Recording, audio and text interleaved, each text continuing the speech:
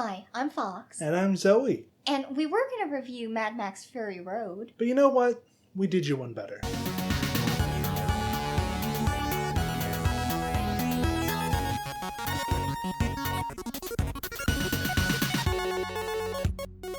All I can say about this movie, first and foremost, all that needs to be said is it's fucking good. I'm gonna say more than that, obviously, because I just don't shut up. It's really, really fucking good. I would go so far as to call it a modern epic. You said that while we were watching, and I kind of get what you mean, but I don't. What exactly do you mean by that? I mean it in the sense of like the classic epics. Think the Iliad, the one that Odysseus is in the ship. The Odyssey. But you know, just Dante's Inferno, things like that. Classic epics. I think that this fits into the modern cinematic epic. We have characters who are, much like the Odyssey, searching for home, trying to get to that home, that safety. And there's you could say there's war. There's certainly plenty of violence. I'm gonna go out on a limb and say that this is not the Odyssey. It's not the Odyssey, no, but it is a modern cinematic epic. Okay, I get that. I do really enjoy this movie. I think it's a really, really good movie. I think it's really well done. It's very, very specific in what it wants to be, and it nails that. It sidesteps a pretty major issue in a lot of modern filmmaking, which is it tries to be as many things as possible to connect with as many potential audiences as possible, or it has to shoulder an entire cinematic universe, which, even though Mad Max is a series and has like a good chunk of movies under its belt, this movie doesn't even suffer from that. It is very disconnected from the previous movies. Right. You do not at all have to know or remember what happened in the other three movies. I watched them maybe about 15 years ago was the last time I ever watched any of them. I remember nothing. Absolutely nothing. In fact, I got Mad Max confused with Escape from L.A. with Snake Plissken. I cannot separate that from my mind. I have never seen any of the Mad Max movies, aside from this one, of course. So you really don't need context. You don't, in the movie is like, just pulls you into exactly all the information that you need. It is odd, but there's a lot of visual storytelling that brings in context of Joe's society, how the war boys are, why they're all fucked up, Imperator Furiosa and her situation and like how she fits in with everything. Like, it explains some of these things directly, or it does really good hidden exposition where they'll do the thing that a lot of fantasy stories need to start fucking doing, which is they will use terms that modern audiences will know to communicate ideas without explaining them. Like how they talk about the war boy's half-life. And there's the basic understanding of half in life there, obviously. But there's also the connection to radiation, which explains why their lifespans are so short, which is, again, implied by the half. And so it's a very dense amount of storytelling in one line, but it explains the plight of the war boys and why they are how they are, why they're so warfare focused, why they constantly talk about ascending to Valhalla, why they talk about being like respected, because they all know they're on the doorstep of death and they are trying to leave some kind of legacy before they die. I think it's really poetic. I think it's really, really well done, above all else. Yeah. But like, the movie doesn't leave it at that. It could just have that and that would be great, but then it reinforces it. Mm-hmm. Like, it does, but it never shoves it down your throat. Like, it'll have the line about the half-life. And then a different character will say a similar line in a different context, like bringing the concept back up, make sure you heard it and understand it. But then you'll see just like by their behavior, there's so much storytelling through character action. Just like why, like what characters are doing and why they're doing them. And so much of that story, like I think the best example is the initial, like, when the war rig takes its initial detour, where you see Furiosa hesitate for just a moment before switching to a gear and driving off-road. And then you have her war boys and this older one who seems to be like this captain among them, who like are confused, but they don't question her. They know their place. Mm-hmm. So they just let it go. And it takes like 5 more confusing moments of like, why is Furiosa doing this? Why is the war rig going here? Why is this interaction happening like this? It takes like 5 more of those before one of them then is like, something's up.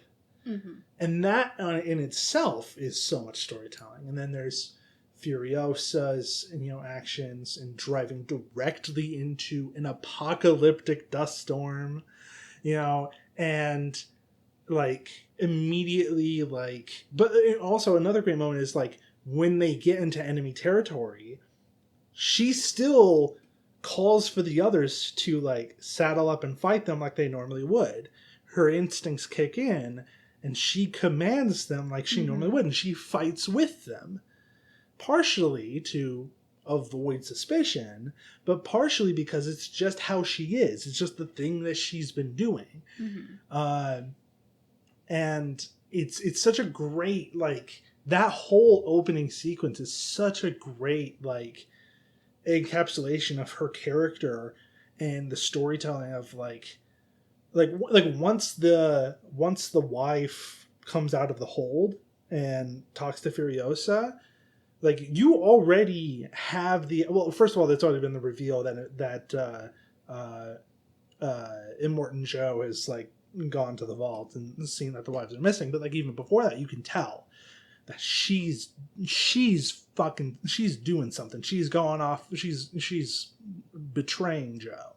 Like, that story is long past. It's not a shock. It's just confirmation. And there's a lot of stuff like that. I should say we never really did like talk about what this movie is. We just kind of said it's part of the Mad Max franchise and moved on.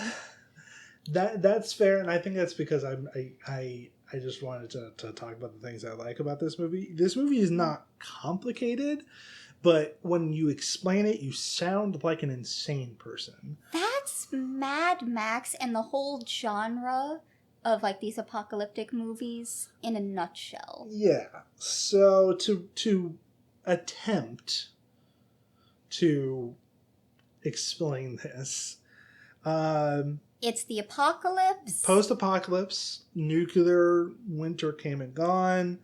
It is everywhere is a fucking desert now. Middle of the desert, but like gasoline's still around, cars are still around, so there's a lot of people with heavily modded cars who just drive it around, and that's how they're doing raiding parties. Mm-hmm. A lot of technology still exists, so the people who have that tech in abundance are the, like, biggest threats in the wasteland. And the 3 main resources that are dealt with in this movie is gas, guns, and water.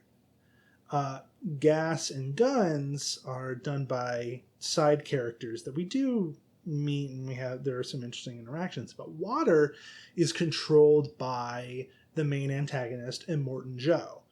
who lives on this gigantic, I don't know what the term of it is. He's above this gigantic reservoir, basically, and has access to like a truly unthinkable amount of water in a fucking desert hellscape. He has so much water that, like, he's not worried about wasting it. Just a little bit.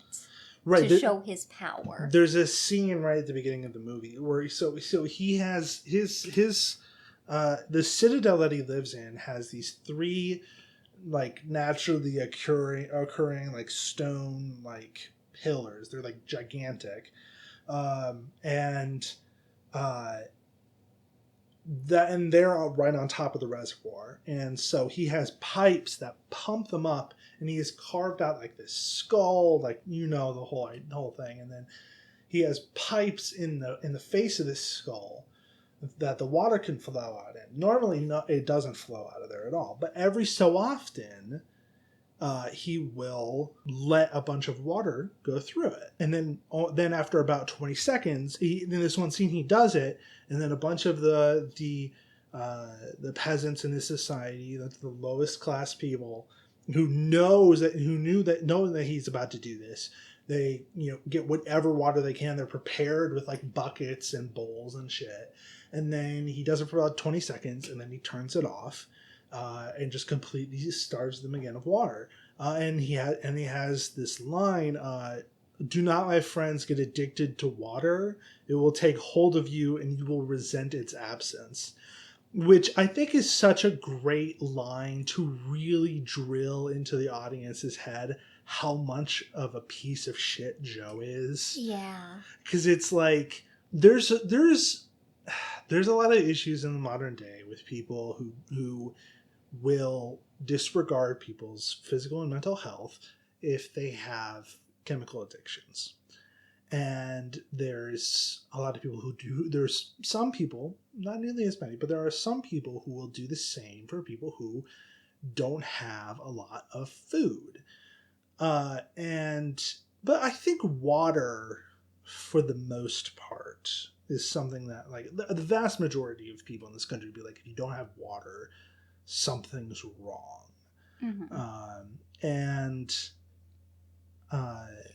No, not enough for them to not ignore shit like Flint, but you know what I mean. And so having this guy talk about water like how some people would talk about substance abuse just gets you right in the heart that this guy is a despicable person and that any amount of harm that is done to him is justified. It kind of makes me think of like those influencers or like dietitians, self-help gurus sort of. They'll really push like mind over matter, even though the fact of the matter is your body needs things like water and food to survive. You can't just think your way out of hunger or thirst. Right, but we're getting sidetracked here. We got to we've been going on by talking about cool scenes again. Going back to the recap. Right, the recap. So Max, who used to be like a cop for the apocalypse, and then Apoca cop, if you will. Yeah, and then like they make some minor references to the earlier movies, but it's not that big of a deal. He was a part of community. The entire community's dead now. He's just roaming the world, full of trauma and sadness. Yeah, he gets captured by Joe's war boys. They're just kind of out and about. They're just doing raiding parties around. And they find him and they capture him. They total his car and drag him on foot behind their cars to the Citadel, and then and he is valued as a blood bag because he has he's a universal blood donor. So, and that's a really big deal in this society because there's a vast majority of people who are dealing with radiation poison or are like who are like made from like incestuous birth and have like a lot of birth defects, and having a blood donor, a universal blood donor, can really extend a good chunk of people's lives that no otherwise they couldn't. And so they capture him and they keep him for that purpose. He tries to escape, but he fails. And the whole idea of like, there are a lot of people who are like sick for various different reasons, and a lot of babies who are sick, makes Joe's quote unquote wives, his prized breeders, incredibly valuable, because these are several women who are not at all sick. They have no genetic defects. They have no radiation sickness. And therefore, they can have babies that won't be sick either. So Joe keeps them locked up in a literal bank vault. And Imperator Furiosa, who is this, basically he's like a high level commander for Joe, takes it upon herself to escape with them in this gigantic convoy truck called the War Rig, which holds like thousands of gallons of water for shipment to the Bullet Farm and the I can't remember the name, like the people who get gas. It's regular trade shipments to them, and Furiosa, who has been charged with driving the War Rig, is using it as a way to escape with these wives. She gets found out after she diverts course, and Joe sends all of his war boys after her. One of the war boys, named Nux, who is on the edge of death, says, I want to be a part of this. Strap Max up to the hood of my car because he's a universal blood donor. He will keep me alive enough to make sure that we take down Furiosa. And so he can, die in the glory. Yeah. So a big attack happens on the War Rig, because the War Rig is hefty, and it's not slow, but it's slower than a lot of the other cars. So this big attack happens, and it's fucking incredible. It's like a visual masterpiece. It is a feast for the eyes. It gets your adrenaline pumping. The cinematography, I already said, but still, just beautiful. A+. Furiosa drives into a gigantic dust storm to try to to ward off Joe long enough to get like a decent lead on them. Nux drives into the dust storm as well, and ends up crashing the car for various reasons. Max tumbles with the car and Nux and wakes up to find that he is still within eyeshot of the War Rig, which got stuck in the sand after the storm. Joe's convoy is behind. They didn't go into the storm.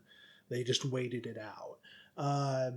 So with the little lead that they have, Max goes up, dragging this unconscious war boy with him because they're connected by a chain and a blood, there's like an IV. An IV. Yeah, he's still like feeding blood to him. He's trying to get that off, but he doesn't have any tools on him. So he goes up to the War Rig, sees the wives, but he doesn't care. He has a scuffle with Furiosa to take control of the War Rig. But he can't drive away because there's kill switches, and Furiosa is the only one who knows the code to actually drive it. So they decide to. So Max decides to let them on, and they all continue on their escape. There's more fighting and a bunch of really cool, car action and chasing and whatnot. And then they go through this marsh. It's around this time that Nux has attempted to get onto the War Rig several times now to stop Furiosa, and it has failed several times in a row in front of Immortan Joe. And he's going through like a full mental breakdown because of that. Like he is fully gone. Like he cannot deal with this idea of like he had the chance to prove himself and he completely fucked it up and he's got nothing left. Yeah, he just completely whiffs it and then in this depressed state just like lies down where he won't be seen in the rig. One of the wives happens to find him and is the only one in this group that would show him any sympathy at this point.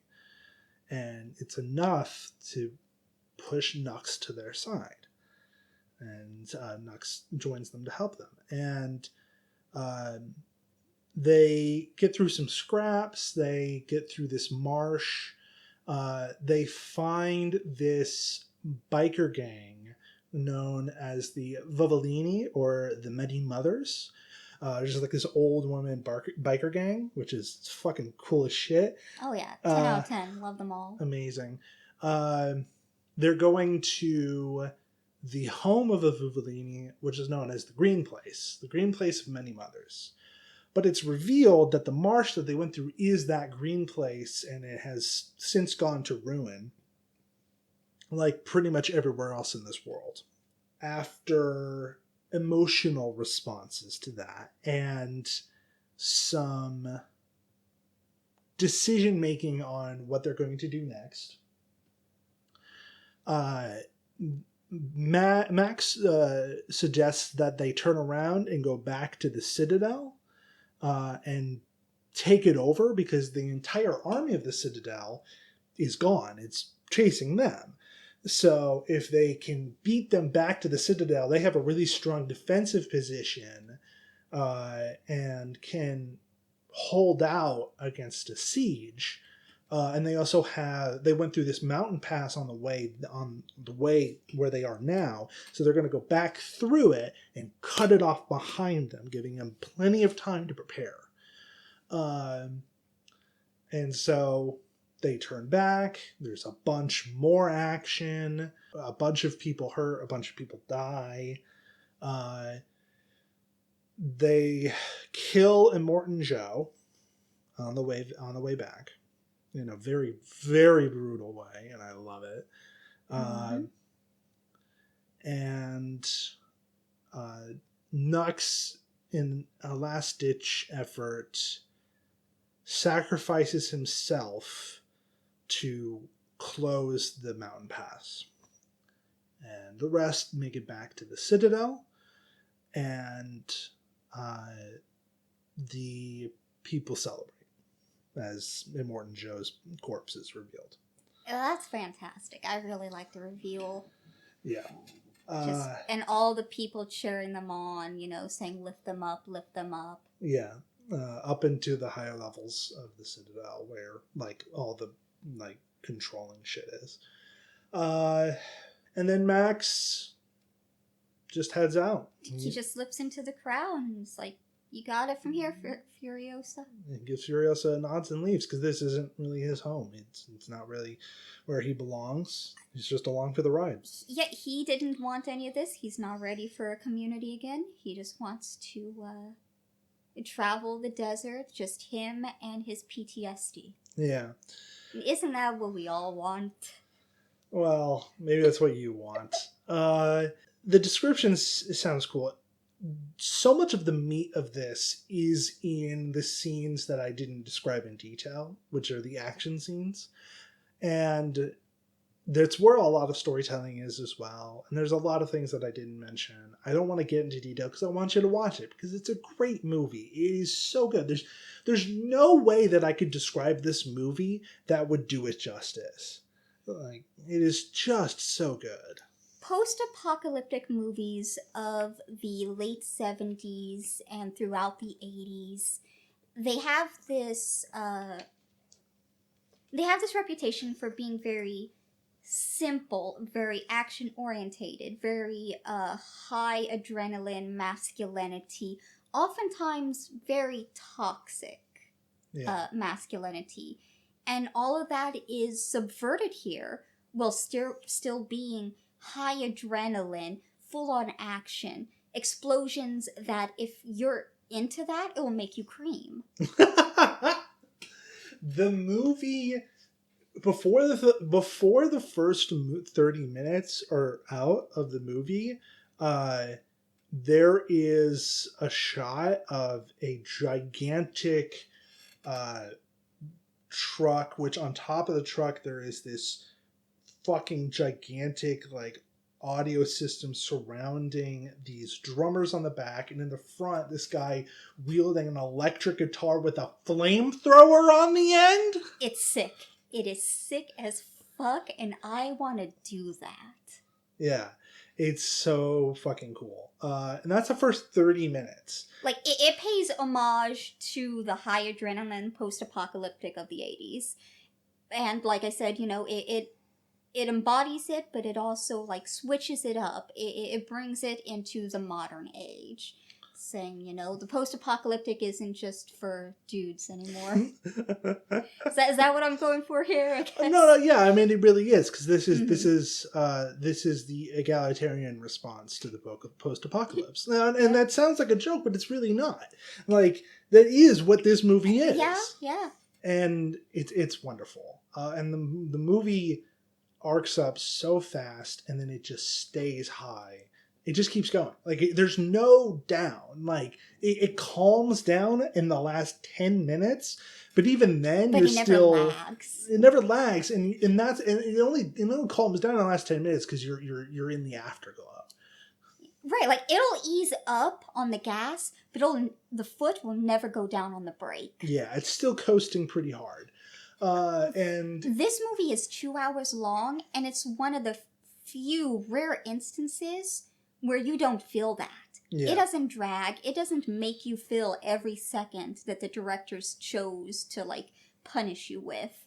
It uses its time wisely. Yeah, it's really good at pacing. It's one of the best paced movies that I've ever seen. Like, it just keeps going, and I love it so much. Oh my god. Do you have any more thoughts? Mother's milk. Oh. I have understood, after watching this finally, I have finally understood so many memes. Yeah. Like, that's bait, mother's milk, whole, remember me. Yeah, a whole or witness me. Witness me. A whole cornucopia of Tumblr gifs. It really did just, it was the nesting ground for a bunch of GIF memes. It's really great to, like, finally truly understand what the hell any of that means. Yes. And that was nice. The memes really don't get across the vibe of the movie, which is the funniest part to me. Like, yeah. It is so different. I mean, I'll be honest, from what I'd heard from other people, I would have never expected this movie. Right. Like, just it truly does, it's basically almost like just one continuous car chase. Yeah. And that's exciting to me. I love that. Yeah. It's great. And I think going back to, like, what we were saying earlier about the movie never lets up, there are times in which the car chase stops. Like, I described one when they go into the dust storm in the aftermath of that. But there's another when they're stuck in the marsh. And then there's another when they meet the Vovellini, where they're not actively in the car chase. There are breaks. But what's great is that while it leans back on the high-octane physical action, it pushes full forward on character drama.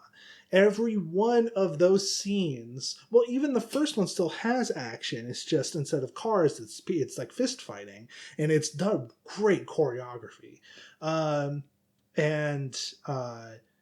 But it's like more focused on, like, character interactions, and then the marsh is like big changes in, like, big character growth. It's where Nux joins the party and, like, proves himself to be an ally, and all this other stuff. And And then there's the Vivalinis, which is a huge, like, big dramatic thing for Furiosa, both the elation of finding them again and also the realization of their home doesn't exist anymore.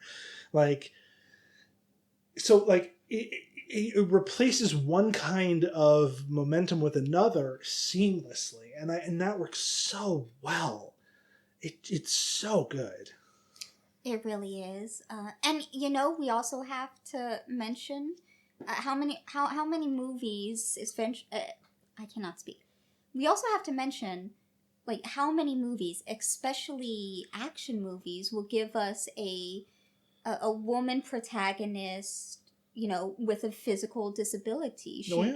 Furiosa is missing an arm. She has a mechanical arm. And that's really great. We don't get that a lot. Even in post-apocalyptic movies, they never show a lot of disfigurement on the women unless it's to go out of their way to say, oh, she's ugly and unlovable. Right. But here, no, she's just a person missing an arm, and she can still and will kick your ass. Even without the mechanical arm. Her first fight scene, she has her mechanical arm off because she's doing repairs on the war rig and she doesn't need it on right now. So when Max attacks, she doesn't have the opportunity to put it back on. So she just fucking like runs up and smacks him with a wrench with her offhand. Like, just full power. Doesn't even slow her down. She is a powerhouse and to be reckoned with. Yeah. Love it. Yeah, it's great. It really is just all around a good watch. Mm-hmm. I'm glad that I have finally, after 7 years, caught up on it. Shall I begin? You can go ahead if you want, or I can go. Either way is fine. Okay, well, I'll go. So, honestly, there are just a few things that I don't care for in Fury Road. My main complaints are just that it's very white-centric and cis-heteronormative. And, like, I get it. I get why, it's this whole story based on the white cis-het patriarchy. Yes. More or less. So I understand, but like we can add a little bit of color. Yeah. Yeah. And we can also queer up the post-apocalyptic scene a little bit more. That's I would like that, but I think that was going to be dead on arrival. Listen, I wasn't expecting it, but I want it. God damn it. That's very fair. That's very fair. So what I'm thinking is, instead of like this giant really cool car chase, basically, sorry, I guess my remake is going to be slower paced. Certainly an interesting choice for this particular movie. I know, it's an interesting choice. It's still going to be like some high octane, but I want more of a focus on, like I said, queerness. Yeah. And more of characters trying to move through this hellscape that's very much, let's be real, the post-apocalyptic genre is a white supremacist, like, heaven on Earth. Yeah, that's typically how these stories are framed. Like, I will say, if in reality, if I think that kind of apocalypse happened, I don't think that would be the case. But in how post-apocalyptic stories are framed, it is almost always a white supremacist heaven. Yes. In reality, most of these white supremacists would just not make it because they don't actually have survival instincts. Yeah, they would die. They would die in the initial apocalypse or immediately after when they tried to fight literally everybody they come across, and they just die because that's how you die. When you fight literally everybody you see, you just die. Yes. But in the post-apocalyptic genre, especially in movies with, again, Mad Max, that's what this narrative is. And I want to switch that narrative up even more. I want to take it a step beyond, the philosophies and themes of what Fury Road gave us. Yeah. It is so hard not to say Furry Road, by the way. I've had that problem myself. That's the porn parody. So I want Furiosa maybe to have an affair with one of the wives. Any of the wives. I'll be honest. I'm not picky on that. Any of the wives. I would like more color to the wives as well. Yeah, I can see that. It certainly would like add to the themes of add to their personal symbolism. And I just think you can't just like not have any darker skinned people in Mad Max. Yeah, it's a problem. Because what that tells me is, oh, if they see anything darker than a tan, they're just killed immediately. And like you could, talk about that story. You could make that story and like evolve it, but yeah. I don't want to. I will say that black people do exist in this movie. The only ones I saw though were the people at the very bottom of the ladder of Joe's society. The people who barely who live in mounds on the ground and don't get any amount of water, and like the dregs of the society. That's where I saw maybe 3 people of color, with the exception of Zoe Kravitz, who plays one of the wives. So basically people who are never going to be a main part of the story. Yeah. And I think that's a problem. I want to see maybe more of the dredges of society have their own story. I want to see Furiosa not just, rise up her small group to the Citadel. Mm-hmm. I want her to maybe liberate the whole Citadel. Which, I mean, trickier, but why not? Mad Max is a power fantasy. Yeah, might as well. I want our own power fantasy that's very queer. And ladies kissing. I'm simple like that. And of course, I still want the, they're not called Proud Boys. What are they called? The War Boys. The War Boys. I mean, it is the obvious connection. Yeah, I couldn't think of the term. But yes, I still want, the War Boys. I want an exploration of them and their culture, the way that they've been brought up. Yeah. I still want that to be explored, but I also wanted to explore gender norms. Because this society is heavily, heavily gendered. Yes, in a major, major way. It is, again, a white supremacist fantasy, with breeders and women that I guess just sit in chairs while their breast milk is taken from them. Yeah. That's a bad life to live, and I would like to see those women liberated, personally. Well, they do. They are, right at the very end. No, there's a whole shot. They turn on the things to bring water to the people. To bring water to the people, but do we ever see anything else about the breast milk women, the mother's milk ladies? No, they really only get the one thing right at the end. But what my point is that they get the same level of liberation as the dregs of the society do when the convoy comes back. Okay, I see. Yeah. But I would love more of an exploration of that, because I mean they don't have good lives. Mm-hmm. Let's focus on more. One of them was a darker skinned woman. Yeah. So there you go. Oh, one of the other black people, a ghost that Max has in his PTSD-ridden brain. There we go. So we're there's that one. We're up to maybe 5? 5 if you include the dead one. Oh boy, Max. I mean, that's mainly what I want. I want all of these different types of stories that we are not getting in a Mad Max or any post-apocalyptic movie.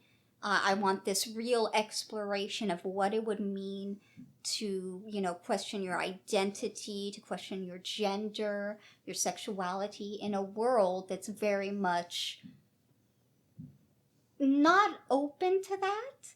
And where all the words and culture of the queer community have just been wiped out. Yeah, that's definitely an interesting thing to bring to the movie, for sure.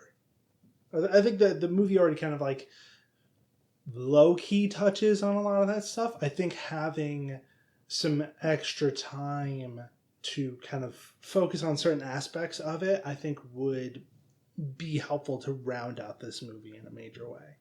Absolutely. And I think it would be beneficial for it not to be subtext. Yeah. everything else about this movie is bombastic. Let's bring more of that in here. Let's just be upfront about it. Yeah, definitely. And I mean, that's basically it. I just want to see an exploration of these things and themes that really are not seen in post-apocalyptic media, let alone the Mad Max franchise. And, I don't want it to fall back into the comfy tropes, even if they're done well. Fury Road showed that it's possible, that you can have progressive themes and characters and treat them with respect. Keep that going. Expand on it. Show me that in your world you haven't eradicated all queer and dark-skinned people. I'm begging you, Max. You can't have just 5, one of which is dead. Yeah, it's a rough situation. It's an interesting approach. That's closer to how I would like remake a movie. Going back on the series, because that's like less of because it's more like little adjustments to kind of like focus on a core point that was already there than like what you typically tend to do, which is like larger restructure. I'm not trying to like, say this is bad or whatever. You tend to focus on like one underappreciated aspect and restructure the movie around it, which is definitely interesting. So it's interesting to see you kind of like do a remake in my style, even if it's not intentional. So I will also add that I would like to see a story around one of the war boys maybe having some queer feelings. That could be interesting. I think that would be good to explore. I don't know if the movie would have room for that. It would be good. I think I would rather have that as in like a short. You know what I mean? Oh, that would be fun. Little Mad Max queer shorts. Like 10 to 15 minutes. Something like that. That would have been cool. I just don't think the movie could hold it. In my mind, I'm picturing a 2-parter. Both movies are 3 hours each. Do we all like that? Oh, do we all like that? No. That to me is the cardinal sin, because one of the biggest things that we praised this movie about was how snappy and how much it had great pacing. And you are completely ruining that. You are taking that aspect specifically and dunking it into the garbage bin. And I really, oh boy, I don't love that move. Mostly, I'm kidding. Mostly. So for my remake, it's actually pretty similar. I definitely am going to go in a very similar direction, which is to have what is essentially the same story, but to put more of a like different, but put more of a different focus on who gets to be a hero in this scenario. Because now, I'm not going to change Max himself because he's already established in these previous movies. I don't want. I would already get death threats from white cis nerds. I don't want to get bomb threats on top of that. So we'll keep Max cis straight white guy. He can stay as is. Here's the thing, though. I want Max involved. I want him to fight. He does not get to make any major decisions with the plot. He is there. The story is told through him, but he is not the protagonist. This is true in the original movie. Furiosa is the protagonist. And Max is just kind of along. And he's just kind of like a vessel for the camera. With some minor, personal arc stuff. I like Furiosa. I do want Furiosa to be a person of color. Because, and I know we talked about like the wives being POC as well. I actually would hold off on that. I don't think I would have the wives be any darker than Zoe Kravitz, because Zoe Kravitz is hot as shit, and I don't want to take that role away from her. But no, it's important that they're light skinned, because when it comes to white supremacist dynamics, white women are esteemed objects people of color are fodder for the battlefield. And fetish size. And, it would make sense. Fetish size, but more direct violence is directed towards them. Yes, and absolutely. So having them be foot soldiers, like forcing them into being foot soldiers, is just keying right into that. And Furiosa is already a story about the struggle of this, person being forced into being part of Joe's army and then rising through the ranks to the point where she can actually do something to change things in a really radical way. And that just fits better if she's a person of color. And I think thematically it just makes more sense in that case for the wives to be white, because that's what Joe would value. Because here's the thing, no white supremacist is going to be like, oh, I'm going to breed with a black person. You know what I mean? No white supremacist is gonna think like that, even in the post-apocalypse. Right. I mean, when it happens, it's an accident. Yeah. Now, for the milk mothers, should also be people of color, because those are more commodities for resources, not progenitors for my children. There's a tone difference there. And they're still having children, but they're, the fodder children. Right. So, who is, black or Latino or Asian in this movie is important to the themes, because the core of this movie is already about combating white supremacy. That's what Joe represents, and that's what they have to fight. So who gets to fight him and how is important here.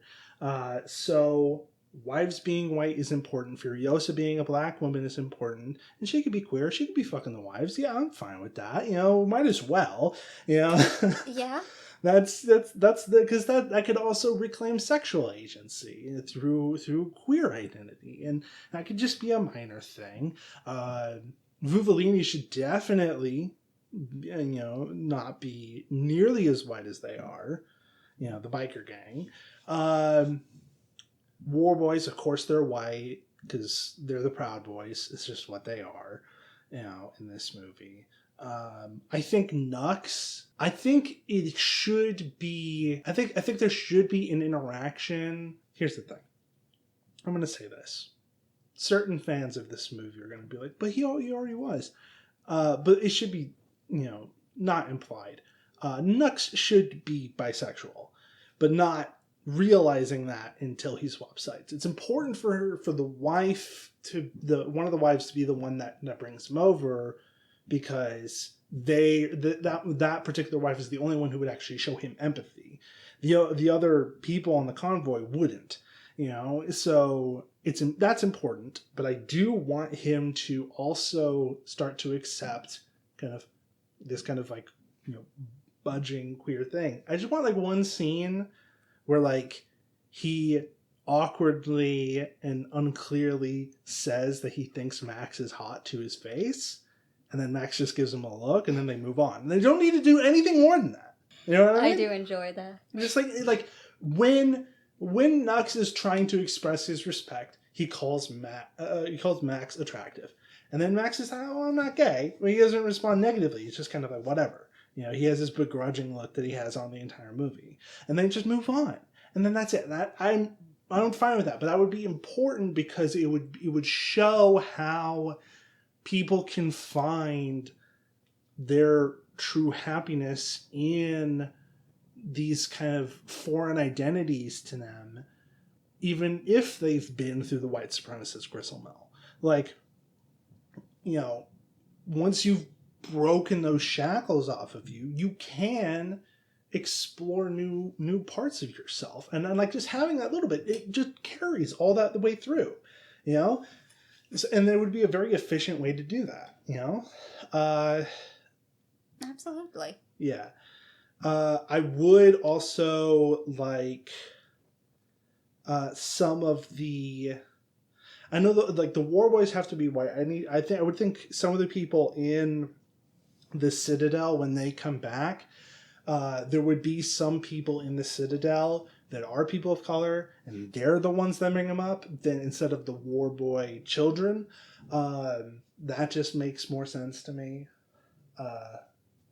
Maybe the milk mothers, because they're already going to be, not white, might as well. But you can keep most of the rest of this movie the same.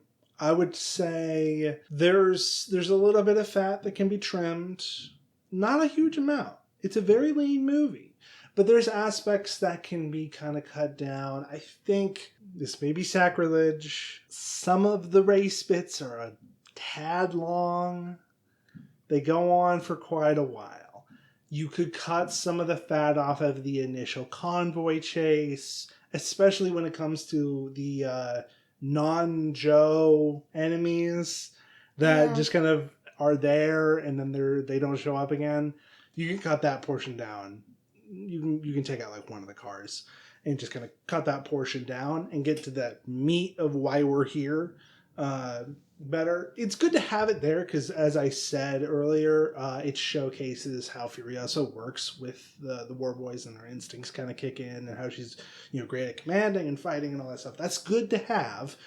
You didn't need it to go quite so long. You could just take out a little bit. So there's stuff like that. You could tighten up some of the writing across the board. There was an aspect I've heard people talk about this movie about how like the movie treats non-traditional bodies, like disabled bodies, or like the guy with dwarfism and all this other stuff. It treats them as like a metaphor for being subhuman, which is real bad. And I think like I let's not make the guy with dwarfism evil because he has dwarfism. Let's take that out entirely. We can have his character, but he's not evil. Yeah. We can have him put him on a scout. As a scout on the thing. He has a telescope. He's watching. Yeah. On the convoy. That'd be cool. There's a lot you could do instead of like demonizing. Right. There's an aspect of like oh, some of these people are like heavily mutated because of incestuous breeding, but it just comes out to be like a really weird thing. We didn't need it in the movie. It didn't even come to much. Because you could describe all of these, like the half-lives of the war boys just from fucking radiation poisoning. You don't need, like, genetic mutations on top of that. Like incestuous or, like, just kind of, like, stuff that some people in the real world just kind of have. Like dwarfism, like, various other things. Or people who are just like straight up disabled. Like there's like several I know Furiosa is one of the exceptions, but there's several disabled people in this movie that are just evil and they're disabled and that's it. There's nothing else about their character.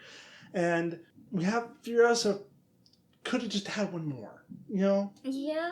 Maybe one of the bikers has a mechanical leg that she can do cool stuff with on her bike. I don't know. You guys are creative. You guys made a double-decker guitar that's a flamethrower. You can figure it out. There's a lot of room to play around with to, kind of negate the poor representation of other disabilities. Yes. So there's things to work on, but I think if you just made certain characters not white, you could push and then make like queer relationships explicit. You could push a much more like a much better and a much stronger set of themes and symbolism with what you already have. Just it's cool. It's anti-white supremacy in a major way, and I love that. And it's across men and women. Let's take it a couple steps further. Let's just take it a couple steps further. That's all we need to do. So yeah, that's really all I got about it. Yeah, I mean, that sums it up well. Just go a few steps beyond what you've already done. You guys went so insane with this movie already. Just go for it. Might as well keep pushing it. Yeah. Yeah. I mean, you're already going to piss off white boys. Yeah, they've been furious about this movie since 2015. They haven't stopped. And, like, it's not going to, so you might as well just keep pushing it. Keep pushing it. You're not going to please them, so don't try. Yeah. But that's about all we got. I hope you all enjoyed the remakes. If any of you wants to use these ideas and make your own movie with them, hit us up. Let us know. We'd love to watch them. Yeah, hope you all have a great evening, and we'll see you all next month. You have anything to say before we head out? Max absolutely deserves like a spin-off series where he's just being a bi-slut icon around this hellscape. I'd watch that. I mean, like, come on, that'd be so much fun. Let's have that. We need something like that. Yeah. See y'all next time. Bye.